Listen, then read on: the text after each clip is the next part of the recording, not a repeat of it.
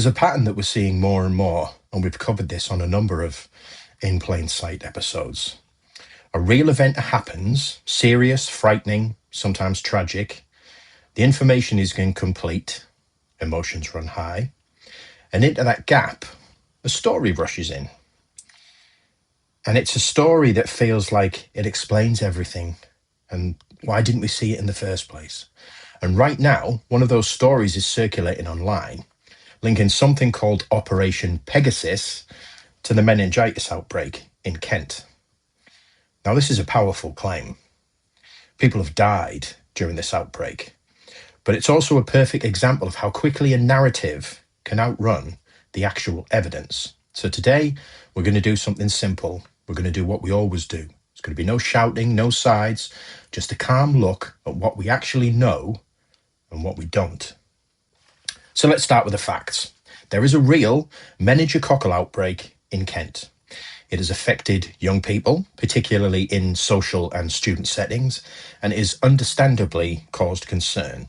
And tragedy has occurred because of it, because at least 2 students have passed away. Now, the organism involved is meningococcal group B, a well-known cause of invasive meningitis and sepsis. And from a clinical perspective, this isn't new or exotic. Meningococcal bacteria have been part of human carriage for a long time. That isn't new at all. Many people carry them harmlessly in the back of their throat, similarly to group A strep, without ever becoming unwell.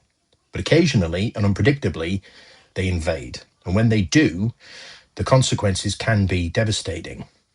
What makes this outbreak notable is the cluster itself. The case is linked through close contact, which again isn't uncommon in these types of situations. But it's particularly interesting because in this case, it's around social environments like clubs and shared spaces. And that's where public health steps in. Contact tracing, antibiotics for close contacts, targeted vaccination. Very familiar, very established response. Again, nothing new.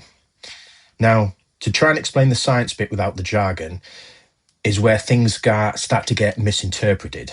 The strain involved has been genetically typed. Now, I know that sounds awfully dramatic, but in modern microbiology, it's routine. Again, it's nothing new. Think of it as you identify a surname and a postcode from a bacterium. It helps infection control professionals understand how cases are linked. What it doesn't do, what it can't do, is tell a simple story like, this came from that group of people. This came from X, Y, and Z.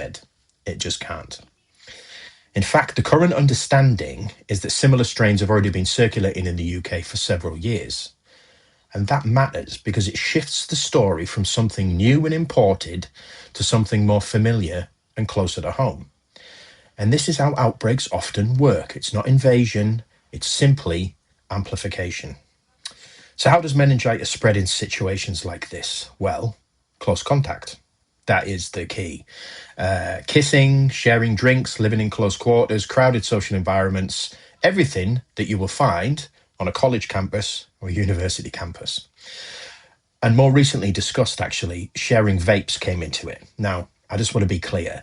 There's no evidence that vaping itself causes actual meningitis, but sharing devices, yes, it's another version of sharing saliva and respiratory secretions, and in infection control terms, that's a well-understood route, so that's nothing mysterious or odd.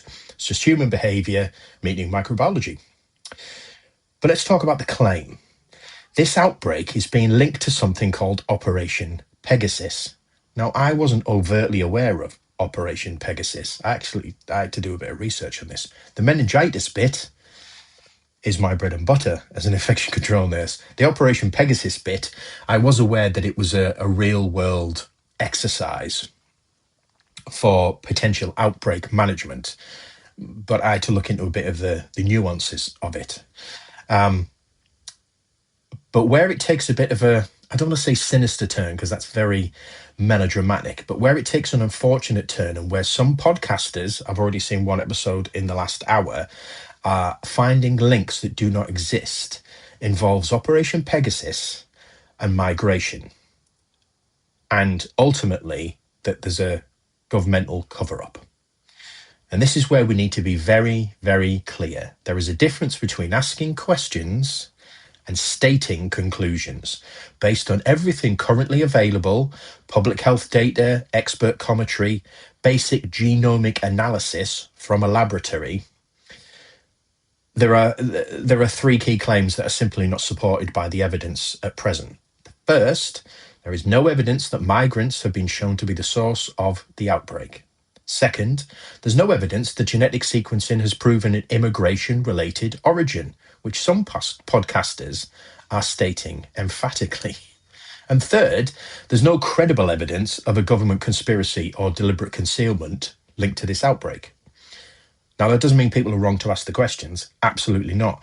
But it does mean we have we have to separate the possibility from the proof, because sequencing doesn't work like a passport. It doesn't tell you where a bacterium came from in a societal sense or a political sense. It only tells you how closely related the strains are. And in this case, the picture we have so far points towards strains already present in the UK over the last few years. Not something that appeared out of nowhere, not something that's new, not a novel strain of meningitis, not something hidden at all. Just something that, under the right conditions, as microbacterium do, spread. And those conditions, 100% human. Close contact, shared environments, social behavior. That is where the story is. So, I guess what we're saying is there a hidden link between Operation Pegasus and the Kent outbreak? Based on everything we currently know, no. And more importantly, there's no evidence at present to support the claims being made about migrant sequencing or a cover-up. What we have instead is something grounded in just reality.